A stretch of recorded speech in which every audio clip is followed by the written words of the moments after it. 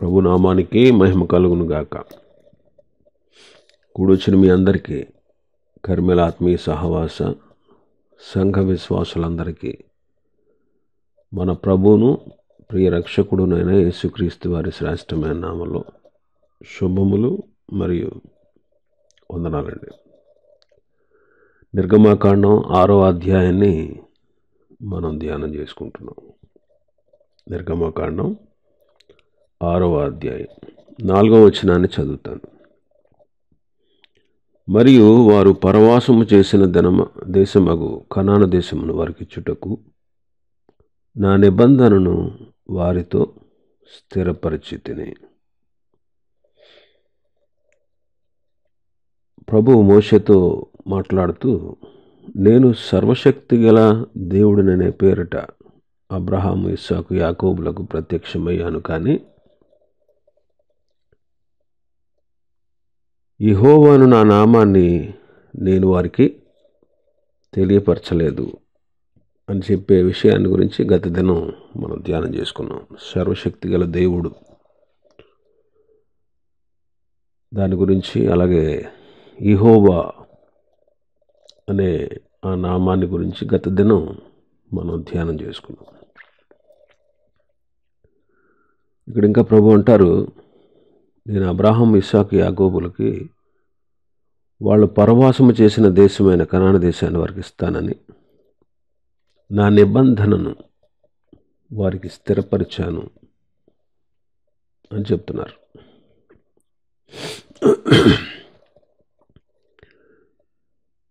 ఆ దేశాన్ని వారికి స్వాస్థ్యంగా ఇస్తానని దేవుడు వాగ్దానం చేశారు. అలాగే పరిశుద్ధ గ్రంథంలో మనం చూస్తే నేడు మనకు కూడా ప్రభు ఎన్నో వాగ్దానాలు చేశారు. పేతురు రాసిన 2వ పత్రిక 1వ అధ్యాయం 4వ వచనం. పేతురు రాసిన 2వ పత్రిక 1వ అధ్యాయం 4వ వచనం. ఆ మహిమ గుణాతిశయములను బట్టి ఆయన మనకు అమూల్యములను అత్యధికములోనైన వాగ్దానములను అనుగ్రహించి ఉన్నాడు. దురాశను అనుసరించుట వలన లోకమందున్న భ్రష్టత్వమును ఈ వాగ్దానముల మూలముగా మీరు తప్పించుకొని దేవ స్వభావమునందు పాలివారగునట్లు వాటిని అనుగ్రహించాను. దేవుడు మనకి అమూల్యములు అత్యధికములోనైన వాగ్దానాల్ని అనుగ్రహించారు. కొరింథీ 2వ పత్రిక, కొరింథీలకు రాసిన 2వ పత్రిక 1వ అధ్యాయం 20వ వచనం. దేవుని వాగ్దానములు ఎన్ని అయినను అవన్నీ క్రీస్తునందు అవునన్నట్టుగానే ఉన్నవి గనుక మన ద్వారా దేవునికి మహిమ కలుగుటకై అవి ఆయన వలన నిశ్చయములై ఉన్నవి. దేవుని వాగ్దానాలు ఎన్ని ఉన్నాయో పరిశుద్ధ గ్రంథంలో ఆ వాగ్దానాలన్నీ యేసుక్రీస్తునందు అవును అన్నట్టుగానే ఉన్నాయి. కాబట్టి అవి మన జీవితాలకి నిశ్చయం, అంటే ఇంకా అవి తప్పనిసరిగా అవి మన జీవితాల్లో జరిగి తీరుతాయి అన్నమాట. క్రీస్తునందు అవునన్నట్టుగానే ఉన్నాయి. అవి నిశ్చయములై ఉన్నాయి అంటారు. నిశ్చయములంటే ఆమెన్, అంటే ఆ వాగ్దానాలన్నీ కూడా క్రీస్తునందు మనకు అనుగ్రహించబడి ఉన్నాయి అని అర్థం అన్నమాట. పాత నిబంధన భక్తులకు దేవుడు ఎన్నో వాగ్దానాలు చేశారు. అయితే అవన్నీ క్రీస్తు ద్వారా మనకు కూడా చెంది ఉన్నాయి. కనుక మనకు చెంది ఉన్నటువంటి వాగ్దానాలు అతి విస్తారములు అని మనం చెప్పుకోవచ్చు. ఇంకా 5వ వచనంలో ఐగుప్తీయులు దాస్యమునకు లోపరిచి ఉన్న ఇశ్రాయేలీయుల మూలుగును విని నా నిబంధనను జ్ఞాపకం చేసుకుని ఉన్నాను. వాళ్ళ మూలుగులు విని, ఇశ్రాయేలు మూలుగులు విని నిబంధనను జ్ఞాపకం చేసుకున్నాను. జ్ఞాపకం చేసుకున్నాను అని రాసిందంటే దేవుడు అంతకుముందు మర్చిపోయారని కాదు. జ్ఞాపకం చేసుకున్నారంటే అందులో ఉన్న భావం ఆ వాగ్దానములను వారి పట్ల నెరవేర్చడానికి పూనుకొని ఉన్నారు అని భావం అన్నమాట. ఆ వాగ్దానాలను వారి పట్ల నెరవేర్చడానికి పూనుకున్నారు, అంతేగాని మర్చిపోయారని కాదు. ఇశ్రాయేలీయుల యొక్క మూలుగు విని ఆ వాగ్దానాలను వారి పట్ల నెరవేర్చుటకు పూనుకున్నారు. అలాగే ఈ దినాల్లో కూడా దేవుడు మన పట్ల తన వాగ్దానాలు నెరవేర్చాలంటే అనేకసార్లు మనం కూడా మూలుగు అనే వేదనతో కూడిన ప్రార్థన మనం చేయాలి. మూలుగు వేదనతో కూడిన ప్రార్థనకు సాదృశ్యంగా ఉంది. యెహోషువ కాలంలో వాళ్ళు వాగ్దాన భూమిని స్వతంత్రించుకోవాలి, కనాను దేశంలోనికి ఎంటర్ అవ్వాలి. యెహోషువ నాయకత్వంలో వాళ్ళు కనాను దేశంలోనికి ప్రవేశించబోతున్నారు. కాబట్టి యెహోషువతో దేవుడు 1 అధ్యాయం 3వ వచనంలో మీరు అడుగుపెట్టు స్థలాన్ని మీకు ఇస్తాను అని వారితో వాగ్దానం చేశారు. చూడండి, యెహోషువ గ్రంథం 1 అధ్యాయం 3వ వచనం. నేను మోషేతో చెప్పినట్లు మీరు అడుగుపెట్టు ప్రతి స్థలమును మీకు ఇచ్చుచున్నాను.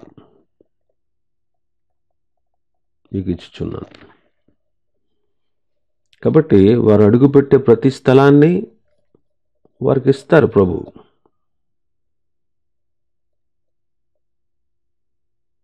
కాబట్టి దేవుడిచ్చిన వాగ్దానాలు వారి పట్ల నెరవేరాయి. ఈ దినాల్లో నుండి యేసుక్రీస్తు ప్రభు వచ్చిన తర్వాత, ఆయన తిరిగి పరలోకానికి ఆరోహణ అయినప్పటి నుంచి అనేక మంది భక్తులు ఆయా స్థలాల కొరకు ప్రార్థించారు. ఆయా స్థలాల కొరకు ప్రార్థించి ఆ స్థలాల్లో అడుగుపెట్టి పనిచేశారు. కొంతమంది దేశాల కోసం ప్రార్థించిన వాళ్ళు ఉన్నారు. కొంతమంది ప్రభు పలానా దేశాన్ని నాకు ఇవ్వు, నేను వెళ్ళి అక్కడ నిన్ను గూర్చి ప్రకటిస్తాను అని ప్రార్థించిన గొప్ప గొప్ప భక్తులు ఉన్నారండి. కొన్నిసార్లు కొంతమంది సేవకులు కొన్ని ప్రదేశాల్లోకి వెళ్ళలేరు, ఆ ప్రదేశాలు అనుకూలంగా ఉండవు సేవ చేయడానికి. అక్కడ కొన్ని ఆత్మల్ని పట్టుకోవడానికి, ప్రభు కొరకు సంపాదించడానికి కొన్ని ఆటంకాలు, అవరోధాలు ఎదురవుతూ ఉంటాయి.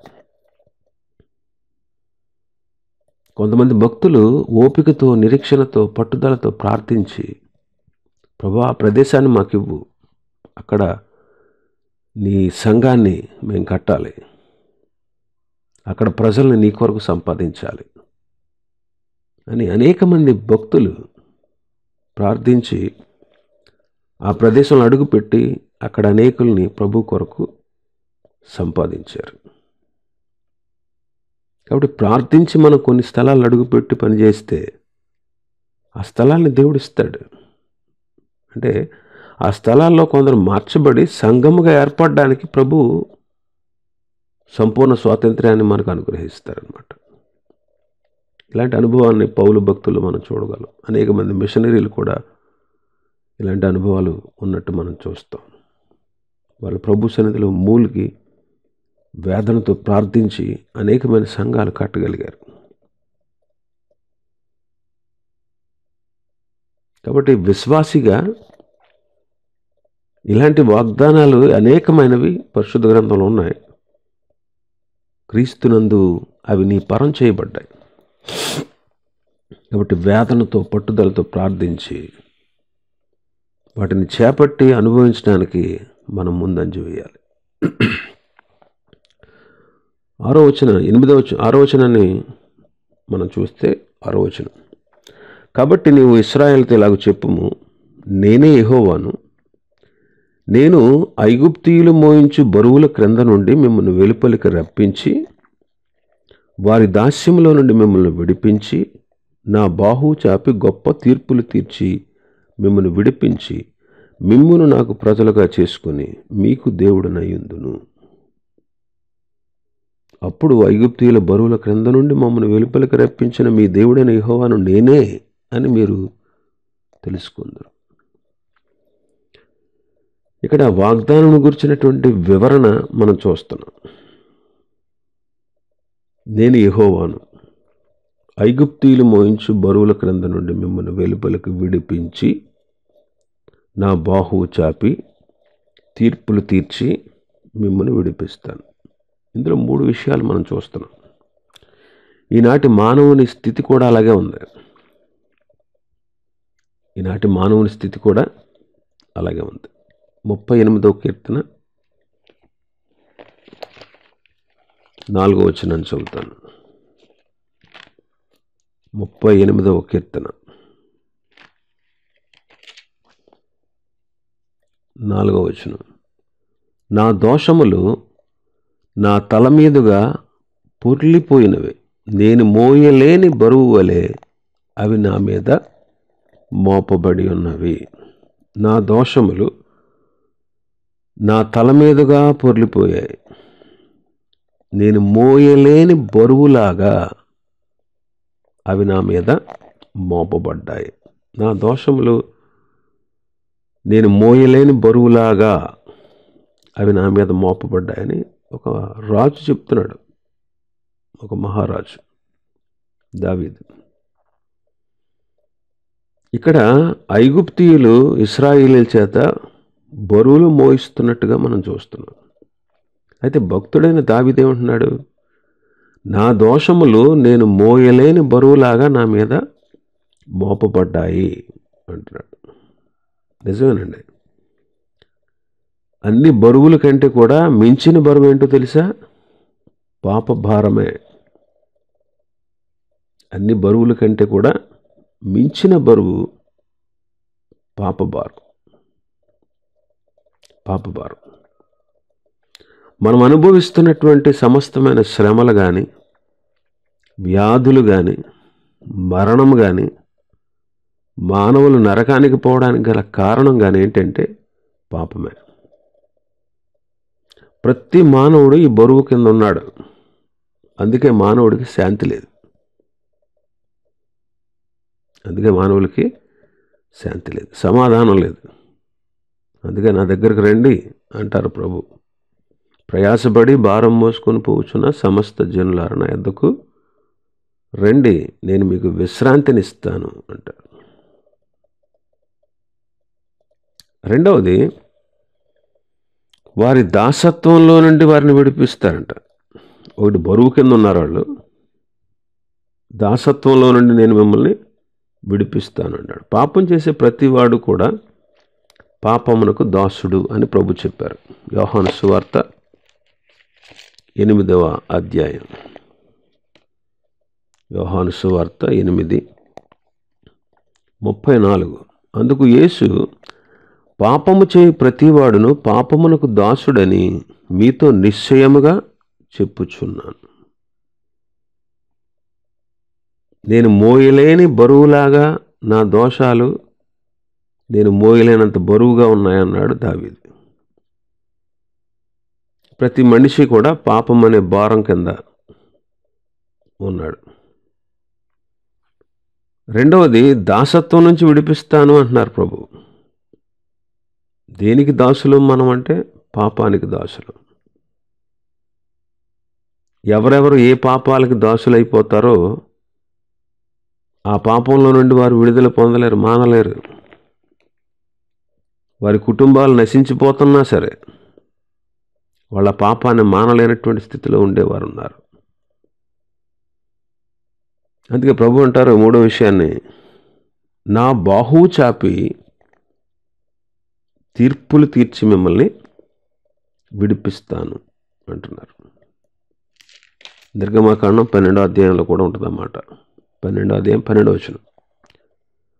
ఆ రాత్రి నేను ఐగుప్తు దేశము సంచరించి ఐగుప్తు దేశమందలి మనుషుల్లోనే గాని జంతువుల్లోనే గాని తొలి సంతతి అంతయు హతము చేసి ఐగుప్తు దేవతలకందరికీ తీర్పు తీర్చెదను. నేను యెహోవాను. కాబట్టి యెహోవా అనే పేరులో రక్షణకర్త, విమోచనకర్త, కాపుదలకర్త అనే అర్థాలు ఉన్నాయి. యేసు అనే పదాల్లో కూడా, యేసు అనే పదంలో కూడా ఈ అర్థాలు ఉన్నాయి. ప్రభువైన యేసుక్రీస్తు వారు పాపం అనే భారం కింద నుండి, పాప బానిసత్వం నుంచి మనల్ని విడిపించారు ఆయన. దేవుడు ఐగుప్తులోనికి కొన్ని తెగుళ్ళు పంపి వారికి తీర్పు తీర్చాడు. అలాగే యేసుక్రీస్తు ప్రభు వారు కూడా సిలువ వేయబడినప్పుడు సాతానుతోనూ అంధకార శక్తులను పోరాడి వారి శక్తి సామర్థ్యాలను కూల్చివేసినటువంటి పరిస్థితిలో మనం పరిశుద్ధ గ్రంథంలో చదువుతాం. ఎందుకంటారు కొలసీ పత్రికలో 2వ అధ్యాయం 15వ వచనంలో అధికారులను నిరాయుధులుగా చేశాడు అంటారు. కొలసీ పత్రిక 2వ అధ్యాయం 15వ వచనం, మన అపరాధముల వలనను శరీరమందు సున్నతి పొందకుండుట వలనను మీరు మృతులై ఉండగా దేవుడు వ్రాతపూర్వకమైన ఆజ్ఞల వలన మన మీద రుణముగాను మనకు విరోధముగా ఉండిన పత్రమును మేకులతో సిలువకు కొట్టి దాని మీద చేవ్రాతను తుడిచివేసి మనకు అడ్డము లేకుండా దాన్ని ఎత్తివేసి మన అపరాధములన్నిటిని క్షమించి ఆయనతో కూడా మిమ్మల్ని జీవింపచేశాను. ఆయన ప్రధానులను అధికారులను నిరాయుధులనుగా చేసి సిలువ చేత జయోత్సవంతో వారిని పట్టి తెచ్చి బాహాటముగా వేడుకకు కనుపర్చెను. ఆయన సిలువ వేయబడినప్పుడు సాతానుతో వాడి అంధకార శక్తులతోనూ మన ప్రభు పోరాడి వాడి శక్తి సామర్థ్యాలను ప్రభు ఏం చేశారు? కూల్చివేశారు. అందుకే వారిని నిరాయుధులనుగా చేసి సిలువ చేత జయోత్సవంతో పట్టి తెచ్చి వారిని బాహాటంగా వేడుకకు కనుపరిచెను అని మనం చదువుతున్నాం. అంటే వాళ్ళకి గొప్ప తీర్పులు తీర్చారు ప్రభు అని చెప్పొచ్చు. ఎందుకు అలా చేశారంటే మానవ జాతి పాప భారం కింద, పాప బానిసత్వంలో, అంధకార శక్తుల ఆధీనంలో ఉండి తమను తాము విడిపించుకోలేనటువంటి పరిస్థితిలో ఉన్నప్పుడు వారిని విడిపించడానికి ప్రభు ఇలా చేశారు. సంఖ్యాకాండం 33లో కూడా ఈ మాట ఉంటుంది. సంఖ్యాకాండం 33 4వ వచనం, అప్పుడు ఐగుప్తీయుల దేవతలకు యెహోవా తీర్పు తీర్చెను. ప్రభు అయిన యేసుక్రీస్తు వారు అంధకార శక్తులకు తీర్పు తీర్చారు. ఐగుప్తు దేవతలకు తీర్పు తీర్చారు అని మనం చదువుతున్నాం. అపవాదిని కూడా దాంతోనే పోల్చారు. ఈ యుగ సంబంధమైన దేవత అవిశ్వాసులైన వారి మనోనేత్రములకు గుడ్డితనం కలగజేసింది అని మనం చదువుతాం. ఎవరి అంధకార శక్తి అంటే ఈ యుగ సంబంధమైన దేవత అంటే అపవాది, సాతాను. కాబట్టి యేసుక్రీస్తునందు విశ్వాసం ఉంచినప్పుడే మనం ఈ స్వాతంత్ర్యాన్ని అనుభవించగలం. ఇంకా 7వ వచనాన్ని మనం చూస్తే, మిమ్మును నా ప్రజలుగా చేసుకుని మీకు దేవుడనై యుందును. మిమ్మును నా ప్రజలుగా చేసుకుంటాను. ప్రభు మనల్ని తన ప్రజలుగా ఎలా చేసుకున్నారు? మొదటిగా విమోచించారు. ఇప్పుడు ఏమంటున్నారు? మిమ్మల్ని నా ప్రజలుగా, నా సొత్తుగా చేసుకుంటాను. విమోచన అనేటువంటి మాటలో కొనుట, విడిపించుట, పాప క్షమాపణ అనే అర్థాలు ఉన్నాయి విమోచన అనే మాటలో. విమోచన అనే మాటలో కొనడం అని, రెండవది విడిపించడం అని, మూడవది పాప క్షమాపణ అని ఈ 3 అర్థాలు వస్తాయి. ఒకసారి ఇర్మియా గ్రంథం తీద్దాం. ఇర్మియా గ్రంథం 31, 32 అధ్యాయాల్లో 2 మాటలు చదువుదాం. 31:11. యెహోవా యాకోబు వంశస్థులను విమోచించుచున్నాడు, వారికంటే బలవంతుడైన వాని చేతిలో నుండి వారిని విడిపించుచున్నాడు. దేవుడు యాకోబు వంశస్థులను విడిపిస్తున్నాడు. వాళ్ళకంటే కూడా బలవంతుడైన వాడి చేతిలో నుండి ఆయన వారిని విడిపిస్తున్నాడు. విమోచించుట, విడిపించుట, ఈ 2 మాటలు చదివే అందులో 32వ అధ్యాయం 6-7 వచనాలు. 32:6-7. అంతటా ఇర్మియా ఇట్లనెను, యెహోవా వాక్కు నాకు ప్రత్యక్షమేలాగా సెలవిచ్చాను, నీ తండ్రికి తోడబుట్టిన షల్లూము కుమారుడగు హనమేలు నీ వద్దకు వచ్చి, అనాతోతులోనున్న నా భూమిని కొనుటకు విమోచకుని ధర్మం నీదే, దాన్ని కొనుక్కొనమని చెప్పాను.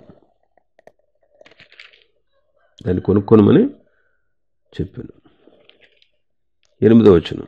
కావున నా తండ్రి తోడబుట్టిన వాని కుమారుడైన హనమేలు యెహోవా మాట చొప్పున చెరసాల ప్రాకారంలో నా యొద్దకు వచ్చి, బెన్యామీను దేశములందలి అనాతోతులోనున్న నా భూమిని దయచేసుకొను, దానికి వారసుడు నీవే, దాని విమోచనము నీ వలనే జరగవలను, దాన్ని కొనుక్కొనుమని నాతో అనగా, అది యెహోవా వాక్కు అని నేను తెలుసుకొని. చూడండి, ఇక్కడ కొనుట, విమోచకుని ధర్మం, కొను అనే మాటలు మనం చదువుతున్నాం. దాని విమోచన నీ వల్లే జరగాలి, దాన్ని కొనుక్కో. చూడండి, ఇక్కడ కొనుట అంటే కొనుట అన్న విమోచన అన్న ఒకటే. ఎఫెసీ పత్రిక 1వ అధ్యాయం 7వ వచనంలో చూడండి. ఎఫెసీ పత్రిక 1వ అధ్యాయం 7వ వచనం. 7వ వచనం. దేవుని కృపా మహదైశ్వర్యమును బట్టి ఆ ప్రియుని యందు ఆయన రక్తము వలన విమోచనము, అనగా ఆయన రక్తం వలన మనకు విమోచన. విమోచన అంటే ఏంటి? మన అపరాధములకు క్షమాపణ కలిగి ఉన్నది అంటాడు. కాబట్టి ఇక్కడ విమోచన అంటే 3 అర్థాలు. ఏంటది? కొనుట, విడిపించుట, పాపక్షమాపణ. కొనుట అంటే అర్థం ఏంటంటే దానిలో ఇంకెవ్వరు దాన్ని ఎవ్వరికీ అమ్మబడకుండా ఎల్లప్పుడూ కొన్న వ్యక్తి యొక్క స్వాధీనంలో ఉండి అనేటువంటి భావం వస్తుంది కొనుట అంటే. దాన్ని ఎవరికి మళ్ళీ అమ్మబడకుండా, ఇప్పుడు మనం ఒక స్థలాన్ని ఏదో కొన్నామండి, మనకు అమ్మిన తర్వాత ఇంకొకరికి అమ్మడానికి ఉంటుందా? ఇక మరి ఎవరికి అమ్మబడకుండా కొనుక్కున్నటువంటి మన స్వాధీనంలోనే ఉంటుంది కదా. కాబట్టి మన సొత్తు కాదు, మన ప్రభు కొనుక్కున్నారు. అది కొరింథీ పత్రికలో అంటారు కదా, మీరు మీ సొత్తు కాదు. కొరింథీ మొదటి పత్రిక 6వ అధ్యాయం, కొరింథీలకు రాసిన మొదటి పత్రిక 6వ అధ్యాయం 19వ వచనం చదువుతాను. మీ దేహము దేవుని వలన మీకు అనుగ్రహింపబడి మీలో ఉన్న పరిశుద్ధాత్మకు ఆలయమైనదని మీరు ఎరుగురా. మీరు మీ సొత్తు కారు, విలువ పెట్టి కొనబడిన వారు గనుక మీ దేహముతో దేవుణ్ణి మహింపరచుండి. మనం దేవుని సొత్తు. మన ఇష్టానుసారంగా ప్రవర్తించడానికి మన దేహం మీద మనకు అధికారం లేదు. కాబట్టి మొదటిగా విమోచించారు, రెండవది తన సొత్తుగా చేసుకున్నారు, మూడవది ఇక్కడ అంటారు మీకు దేవుడనే ఉంటారు. 7వ వచనంలో, మన భాగంలో 7వ వచనంలో, నిర్గమకాండం 6:7లో, మిమ్మును నాకు ప్రజలుగా చేర్చుకుని మీకు దేవుడనై ఉందును. మీకు దేవుడై ఉండు అంటే మన ప్రవర్తన అంతటి మీద ఆయనే అధికారి. మన పూజార్హుడు ఆయనే. కాబట్టి సమస్త విషయాల్లో మనం ఆయనకు లోబడాలి, ఆయన ఆరాధించాలి, ఆయన ఘనపరచాలి. ఇంకా 4వ మాట ఏంటంటే, ఐగుప్తీయుల బరువుల క్రింద నుండి మిమ్మల్ని వెలుపలకు రప్పిస్తాను అంటున్నాడు. 4వదిగా, మిమ్మల్ని వెలుపలికి రప్పించిన మీ దేవుడని యెహోవాను నేనే అని మీరు తెలుసుకుంటారంటాడు 7వ వచనంలో. మిమ్మల్ని వెలుపలకు రప్పించిన మీ దేవుడని యెహోవాను నేనే అని మీరు తెలుసుకుంటారు. అంటే ఆయన ఐగుప్తులో నుండి విడిపించిన దేవుడే,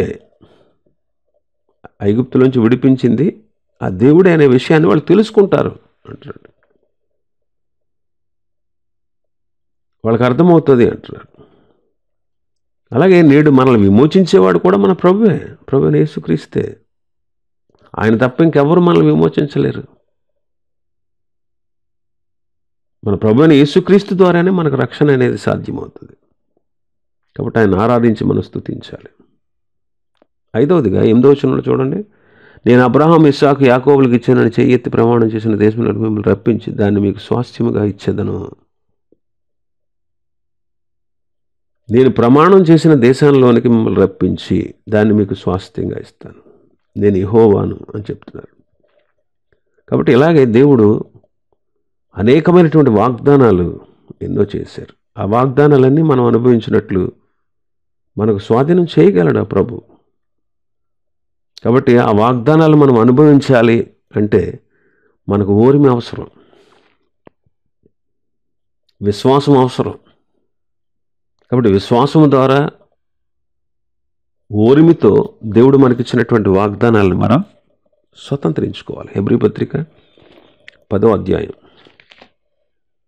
హెబ్రీ పత్రిక 10వ అధ్యాయం 36వ వచనం, మీరు దేవుని చిత్తమును నెరవేర్చిన వారే వాగ్దానము పొందిన నిమిత్తం మీకు ఓర్మి అవసరమై ఉన్నది. వాగ్దానాలు పొందాలి అంటే, స్వతంత్రించుకోవాలంటే ఏం కావాలంట? ఓర్మి అవసరం. 6:12 చూడండి, 6, 11, 12 వచనాలు హెబ్రీ పత్రిక.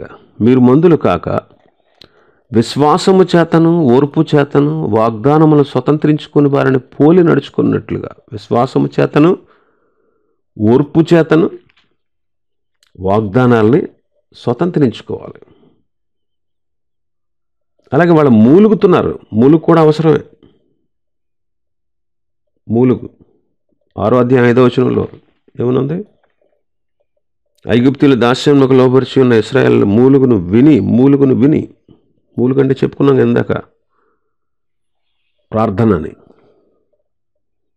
ఇలాంటి లక్షణాలు కలిగి దేవుడు మనకిచ్చిన వాగ్దానాలను మనం స్వతంత్రించుకోవాలి. విశ్వాసముతో, ఓర్మితో, ప్రార్థనతో, పట్టుదలతో మన దేవుని వాగ్దానాలను సొంతం చేసుకోగలం. 9వ వచనం మనం చదువుదాం. 9వ వచనం, మోషే ఇశ్రాయేలుతో అలాగ చెప్పాను, అయితే వారు మనోవ్యాకులను బట్టి, కఠిన దాస్యాన్ని బట్టి మోషే మాట వినలేదు. మోషే ఈ మాటలు ప్రజలతో చెప్పారట, వాళ్ళ మనోవ్యాకులాన్ని బట్టి మోషే మాట వినలేదు. 4వ అధ్యాయంలో మనం చూస్తే మొదటిసారిగా మోషే అహరోనులు వచ్చి చెప్పినప్పుడు ఆ మాటలు నమ్మారు, తల వంచి నమస్కారం చేశారని చదివాం మనం 4వ అధ్యాయంలో, నిర్గమాకాండం 4:29-31 వరకు. అయితే ఇక్కడ కొంత శ్రమ రాగానే ఆ మాటలు వింటలేదు వీళ్ళు. ఇది మంచి పద్ధతి కాదు. శ్రమైన, కష్టమైన, ఎలాంటి పరిస్థితి మనకు ఎదురైనా మన విశ్వాసం నుంచి కుడికైనా ఎడమకైనా తొలగిపోకుండా ప్రభు మీద ఆధారపడి జీవించాలి. ఇలాంటి బలహీనతలు ప్రతి విశ్వాసంలోనూ మనం చూస్తాం. కొన్నిసార్లు చాలామంది భక్తుల్లో గొప్ప విశ్వాసం ఉన్నట్టు చూస్తాం. ఏదైనా శ్రమ రాగానే, కష్టం రాగానే ఇలాంటి బలహీనమైనటువంటి లక్షణాలు కనబడుతూ ఉంటాయి. ఒకప్పుడు దేవుని కార్యాల్లో బహు చురుగ్గా ఉండేటువంటి వాళ్ళు కొన్నిసార్లు శ్రమ కలగగానే వెనకంజ వేస్తూ ఉంటారు. అందుకే హెబ్రీ 10:35 అంటారు, మీ ధైర్యాన్ని విడిచిపెట్టకండి, దానికి ప్రతిఫలంగా గొప్ప బహుమానం కలుగుతుంది అంటాడు. కాబట్టి మనకు ఎన్ని శ్రమలు వచ్చినా సరే ధైర్యంతో దేవుని వాగ్దానాలను నమ్మి దేవుని కార్యాల్లో మనం ముందుకు కొనసాగాలి. ఇప్పుడు 10వ వచనం నుంచి 13వ వచనం వరకు చూస్తే మోషేతో చెప్తున్నారు, ప్రభు నువ్వు లోపలికి వెళ్ళు, ఐగుప్తు రాజు అని ఫరోతో చెప్పు, ఇశ్రాయేలీయులను నీవు నీ దేశం నుంచి బయటికి పోనివ్వకపోతే కుదరదు, బయటికి వెళ్ళనిమ్మని చెప్పు. మోషే అంటే చిత్తగించి ఇశ్రాయేలే నా మాట లేదు, మాట మాంద్యం గలవాడు, నా మాట ఫరో ఎట్లు వింటాడు. 13వ వచనంలో ప్రభు వారికి ఆజ్ఞాపించాడంట, వెళ్ళండి అని ఆజ్ఞాపించాడు. వెళ్ళు, ఫరో దగ్గరికి వెళ్ళు, ఇశ్రాయేల్ విడుదల గురించి మాట్లాడు అంటున్నారు ప్రభు. అయితే మోషే అంటాడు, ఇశ్రాయేలే నా మాట వినలేదు కదయ్యా, ఫరో ఎలా ఉంటాడు? 120 సంవత్సరాలు నోవహు ప్రకటించినా వినలేదు.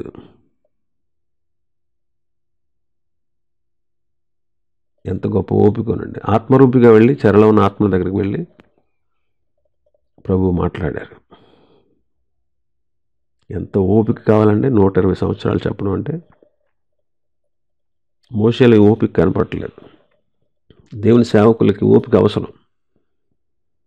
అనేక పర్యాయాలు మనం దేవుని వర్తమానం అందిస్తూ ఉంటాం, ప్రజలు వినరు, విన్నట్టే ఉంటారు, అనుసరించరు. కొన్నిసార్లు ఎదిరిస్తారు, కొన్నిసార్లు దూషిస్తారు. పాత నిబంధన భక్తులైతే, ప్రవక్తలకైతే దెబ్బలు తగిలినాయి, ప్రాణాపాయం వచ్చింది, ఎదురాడారు, దూషించారు వాళ్ళని. ఇలాంటి పరిస్థితులు వాక్యం బోధించే వారికి ఎదురవుతాయి. కొన్నిసార్లు మనకు నిరుత్సాహం వస్తుంది. ఇన్ని వాక్యాలు చెప్తుంటే ఏంటంటే ఏమైపోతుంది, వీళ్ళు అసలు ఆచరించరేంటి, వీళ్ళు అసలు లోబడరేంటి, అసలు ఎన్ని వాక్యాలు అంటున్నారు, అసలు వీళ్ళకి అసలు బుద్ధి రావట్లేదు అసలు అని కొన్నిసార్లు మనకి చాలా బాధ కలుగుతుంది. అయినా సరే ఓపికగా అలా అని మానేయకూడదు కదా చెప్పడం. అలా అని ప్రభు చెప్పమన్నదల్లా ప్రతిదీ మనం ప్రభు బిడ్డలకి చెప్పాలి. ప్రభు గురించి ప్రకటించాల్సిన బాధ్యత మనకుంది. ఇక్కడ మళ్ళీ నోటి మాంద్యం గలవాడిని అంటున్నాడు. 4వ అధ్యాయంలో దానికి జవాబు ఇచ్చారు ప్రభు. నెత్తివాడిని కానీ మోగవాడిని కానీ పుట్టించింది ఎవరు? మళ్ళీ అంటాడు ఇక్కడ నోటి మాంద్యం గలవాడిని, నా మాట ఎలా వింటాడు? అయినా సరే దేవుడు మళ్ళా వెళ్ళమంటున్నాడు. అయినా అదే మాట మాట్లాడినా మోషేని మరలా వాడుకుంటున్నాడు ప్రభు. ఎవరికైనా 2 సార్లు 3 సార్లు చెప్తే వినలేదనుకోండి, ఏం చేస్తాం మనం? చెప్పడం మానేస్తాం. మోషే 7 సార్లు సాకులు చెప్పాడు, 7 సార్లు. అయినా సరే ప్రభు ఓపికతో అతనికి చెప్తా ఉన్నాడు. గమనించండి, దేవుడు వెసుక్కోకుండా మళ్ళా చెప్తున్నాడు. అవునండి, మన దేవుడు ఎంత ఓపిక కలిగిన దేవుడు. ఈ అనుభవం మన జీవితాల్లో కూడా కలిగి ఉండాలి. అసలు మనం చేసిన తిరుగుబాటుని బట్టి దేవుడు మనల్ని ఎప్పుడూ లేకుండా చేయాలి, కానీ ఆయన మన పట్ల కృప చూపిస్తున్నాడు. ఆయన మన పట్ల ఏం చేస్తున్నాడు? విలాప వాక్యాలు 3:22, విలాప వాక్యములు 3వ అధ్యాయం 22వ వచనం. యెహోవా కృపగలవాడు, ఆయన వాత్సల్యత ఎడతెగక నిలుచుచున్నది గనుక మనం నిర్మూలము కాకున్న వారము. అనుదినము నూతనముగా ఆయనకు వాత్సల్యత పుట్టుచున్నది. అసలు మనం ఎప్పుడో నాశనం అయిపోవాలి, అయినా సరే దేవుడు మన పట్ల కృప చూపిస్తున్నాడు, వాత్సల్యత చూపిస్తున్నాడు. మోషే అయితే 7 సార్లు సాకులు చెప్పాడు, అయినా సరే మన ప్రభు అయిన యేసుక్రీస్తు మన తండ్రి అయిన దేవుడు ఎంతో ఓపికతో అతనికి సమాధానం ఇస్తున్నారు. యేసుక్రీస్తు ప్రభువును భూలోకానికి తండ్రి పంపించారు. ప్రజల్ని, సమస్త మానవాళిని పాపదాసి నుంచి విడిపించాలి అని.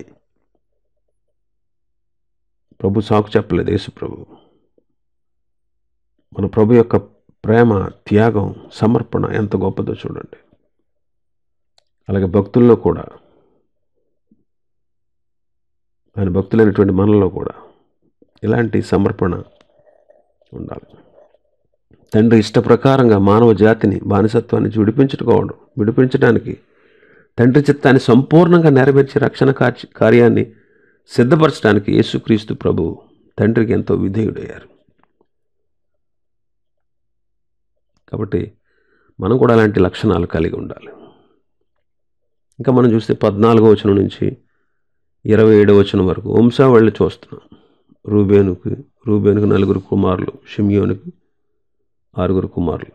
లేవి గురించి రాస్తున్నారు. లేవికి 3 కుమారులు, గెర్షోను, కహాతు, మెరారి. కహాతులో నుండే అమ్రామ్ వచ్చాడు. అమ్రాములో నుండే మోషే, అహరోన్లు వచ్చారు. లేవి వంశాన్ని గురించి మనం పూర్తిగా తెలుసుకోవాలంటే దినవృత్తాంతాల మొదటి గ్రంథం 6వ అధ్యాయంలో చూస్తాం. దినవృత్తాంతాల మొదటి అధ్యాయం 6వ వచనంలో మనం చూడొచ్చు. అక్కడ లేవి వంశాన్ని గురించి పూర్తిగా ఉండదు. లేవికి 3 కొడుకులు, గెర్షోను, కహాతు, మెరారి. కహాతులో నుండి మోషే, అహరోన్లు వచ్చారు.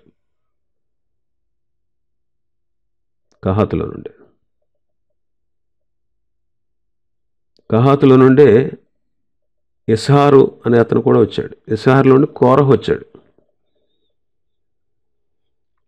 ఆలోచన చేయండి, కోరహు, మోషే, అహరోన్లు అన్నదమ్ముల పిల్లలు. కానీ సంఖ్యాకాండం 16వ అధ్యాయంలో చూస్తే కోరహు మోషే, అహరోన్లకు విరోధంగా లేచాడు. మోషే, అహరోన్లకి విరోధంగా. అన్నదమ్ముల పిల్లలు వీళ్ళు. కోరహు, మోషే, అహరోన్లు అన్నదమ్ముల పిల్లలు. అందుకే కోరహు చేసిన తిరుగుబాటును బట్టి శిక్షించబడ్డాడు. కానీ కోరహు కుమారులు మాత్రం కోరహుతో ఏకీభించలేదు కాబట్టి వాళ్ళు బ్రతికారు. సంఖ్యాకాండం 26:10 ఆ మాట ఉంటుంది. వాళ్ళు బ్రతికారు.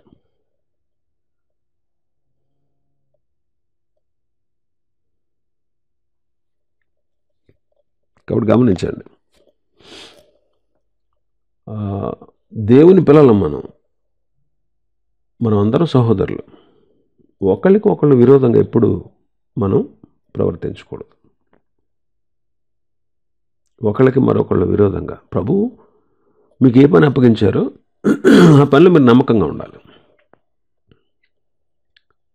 ఆ పనిలో నమ్మకం. ఏ పనైనా సేవే.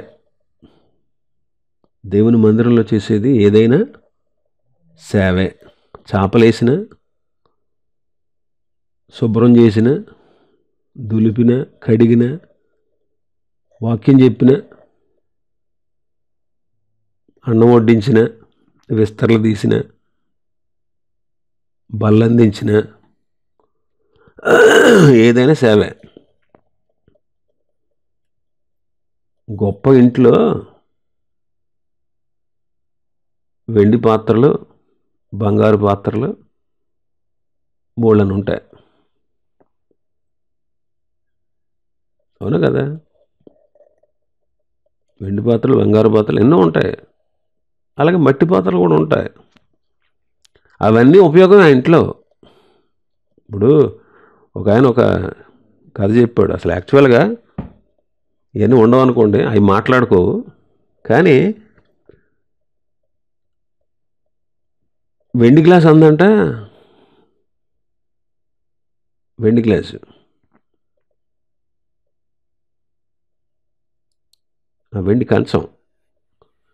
కంచం ఉందంట. ఉమ్ము తొట్టుని చూసి నీ బతుకెప్పుడు రోత బతుకే, నీ బతుకెప్పుడు, నీ యజమానుడు మీద వస్తాడు, నన్నైతే నాకి తింటాడు అందంట. ఉమ్ము తొట్టు అందంట, పిచ్చి మొహమా, ఆయన చేతులు నీ మీద పెట్టి అందులో ఉన్నది తింటాడు, కానీ నిన్నెప్పుడు ముద్దు పెట్టుకున్నట్టు ఎత్తుకున్నాడు ఎప్పుడన్నా?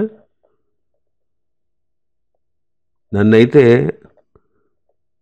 దగ్గరికి తీసుకుని ముద్దు పెట్టుకున్నట్టు నన్ను పట్టుకుంటాడు, నేను అసలు ఎప్పుడు అలా పట్టుకోడు అందంట. అంటే ప్రతిదీ ఉపయోగమేనండి. నువ్వు చేసే సేవ ఏదైనా కావచ్చు. మందిరంలో ప్రతిఫలం ఒకటే. కొంతమంది ఏమనుకుంటారంటే బలిచ్చేవాడు గొప్పోడు అనుకుంటారు, వాక్యం చెప్పేవాడు గొప్పోడు అనుకుంటారు, ప్రార్థన చేసేవాడు గొప్పోడు అనుకుంటాడు, నడిపించేవాడు గొప్పోడు అనుకుంటాడు. కాదండి, వీళ్ళకంటే గొప్పోళ్ళు ఎవరో తెలిసే? కనిపించిన సేవ చేసేవాడు గొప్పోడు. కాంగు కొట్టేవాడు గొప్పోడు, లేకపోతే పాటలు పాడేవాడు గొప్పోడు అనుకోకండి ఎప్పుడు. ఇదంతా పరిచర్యలో భాగమేనండి. పరిచర్యలో ఇదంతా భాగం. కాబట్టి ఒకళ్ళ మీద ఒకళ్ళు విరోధం పెంచుకోవద్దు, ఒకళ్ళ మీద ఒకళ్ళు అతిశయపడవచ్చు. నేను పల్లెత్తున్నాను కదా అని అతిశయపడొద్దు. నేను వాక్యం చెప్తున్నాను కదా అని అతిశయపడొద్దు. ఏంటి నేను ఇది ఎంత పని చేస్తున్నాను, ఇలాంటి పని చేస్తున్నానంటే అని బాధపడొద్దు. గొప్ప పని భేద పని అంటే ఏది లేదు పరిశుద్ధ గ్రంథంలో. దేవుని మందిరంలో అన్ని దేవుని పనులు గొప్పవే. అన్ని పనులు దేవుని పనులే. అది దేవునికి సంబంధించిన పని, గొప్పది. గుర్తింపు కోసం నువ్వు దేవుని పని చేయకు. నన్ను గుర్తించట్లేదు, నన్ను ఎవడు పట్టించుకోవట్లేదు, నన్ను ఎవడు గుర్తింపు కోసం చేయొద్దు దేవుని పని. గుర్తింపు కోసం చేసి దేవుని పని చేస్తే అది దేవుని పని కాదు. దానివల్ల నీకు ప్రయోజనం ఉండదు. మనుషులు గుర్తించడం కోసం చేయకు. నేను ఎంత చేశాను, అంత చేశాను, అలా చేశాను, ఇలా చేశాను, ఇది వద్దు మనకి. ఇవన్నీ వద్దు. అది దేవుని పని అంతే. అది దేవునికి సంబంధించిన పని. నువ్వు ఏ పని చేయి, కూరగాయలు పోయి ఏది చేయి, శుభ్రం చేయి, ఇదంతా దేవుని పని. దేవుని పని చేసే ప్రతి వాడికి దేవుడు ప్రతిఫలం ఇస్తాడు. అంతే తప్ప హెచ్చు తగ్గులు. ఇప్పుడు నేనేదో గొప్ప పని చేస్తున్నట్టు బిల్డప్ ఇచ్చి అతిశయపడకూడదు. నేనేదో పనికిమాలిన పని చేస్తున్నానని బాధపడకూడదు. ఇదంతా కూడా దేవుని పని. కాబట్టి దేవుని పని ఏది చేసినా నీకు రావాల్సిన ప్రతిఫలం దేవుడు నీకు ప్రతిఫలం ఇస్తాడు. కాబట్టి కోరహు చేసినట్టుగా తిరస్కారం చెయ్యొద్దు, అతిశయపడొద్దు. మాకు కూడా టాలెంట్ ఉంది, మేము గొప్పవాళ్ళం అని అతిశయపడొద్దు. మేము చేయలేకపోతున్నాం, మమ్మల్ని ఎవరు గుర్తించట్లేదని నిరుత్సాహపడొద్దు. ఏ పనైనా దేవుని పనే. ఏ పనైనా అది మందిరంలో పని, దేవుని పని. కాబట్టి ఎప్పుడు కూడా నువ్వు నేనేదో గొప్ప పనిలో నియమించినట్టు అతిశయపడకు. ఒకవేళ నీకు గొప్ప పని అనిపిస్తే, నువ్వు చేసేటువంటి పని నీచమైందని అనిపించి నీవు నిరుత్సాహపడకు. అది దేవుని పనే. దేవుడు చెప్పినట్టుగా చేసేదే సేవ అండి. అతిశయపడుతూ నిరుత్సాహపడుతూ చేసేది దేవుని సేవ కాదు. కాబట్టి కోరహు మోషే అహరోనులు అన్నదమ్ముల పిల్లలు, కానీ వాళ్ళ మైండ్ సరైనది కాదు. కోరహు మైండ్ సరైనది కాదు, అందుకే నష్టపోయాడు. కాబట్టి సేవ చేసేవాడు. కోరహును కూడా దేవుడు తక్కువేం చేయలేదు. దేవుని మందిర పనిలో పరిచర్య చేసే బాగా ప్రధాన యాజకత్వాన్ని అహరోనుకి ఇచ్చాడు, కానీ నాయకత్వాన్ని మోషేకి ఇచ్చాడు, కానీ మిగిలిన పనుల్లో వాళ్ళని భాగస్వాములుగా చేశాడు. అది అంత గొప్ప పని అండి అది. ఆ కోరహుకి అది నచ్చలేదు. నాకు ప్రధాన యాజకత్వం కావాలి, నాకు నాయకత్వం కావాలి, అది వాడి మెంటాలిటీ. అందుకే నష్టపోయాడు. కాబట్టి దేవుడు ఏ పనిలో నిన్ను నియమించాడో ఆ పనిలో నువ్వు నమ్మకంగా ఉంటే దేవుడు నిన్ను వాడుకుంటాడు, నిన్ను అభివృద్ధి చేస్తాడు. ఆ తర్వాత 28 నుంచి 30 వచనాల వరకు మనం చూస్తే, నేను నీతో చెప్పింది యావత్తు ఐగుప్తు రాజైన ఫరోతో పలుకు అని మోషేతో చెప్పాడు. మళ్ళీ అంటాడు 30 వచనంలో, నేను మాట మాంద్యం గలవాడిని. ఫరో నా మాట ఎట్లా అంటాడు. మోషే విద్యను అభ్యసించినప్పుడు మాటలు ఎందుకు, కార్యములు ఎందుకు, ప్రవీణుడని చదువుకున్నాం అపోస్తలుల కార్యములు 7:22.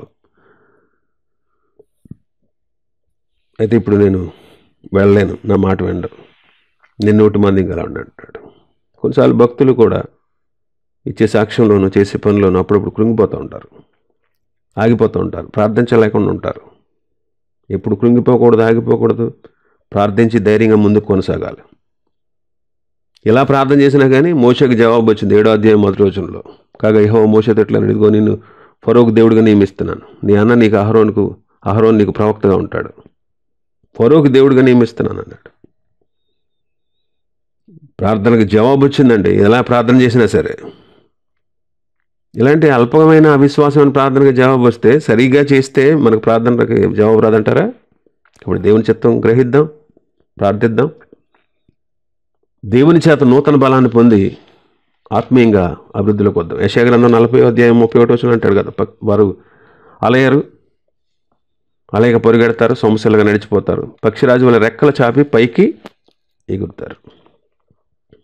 కాబట్టి అలా కృంగిపోకుండా ప్రభు భక్తిలో, విశ్వాసంలో మనం బలం పొందుదాం, నిరుత్సాహపడకుండా ప్రభు కార్యాల ముందు ఉందాం. దేవుడి మాటలు మన వెనుకడిలో ఆశీర్వదించును గాక. ఆమేన్.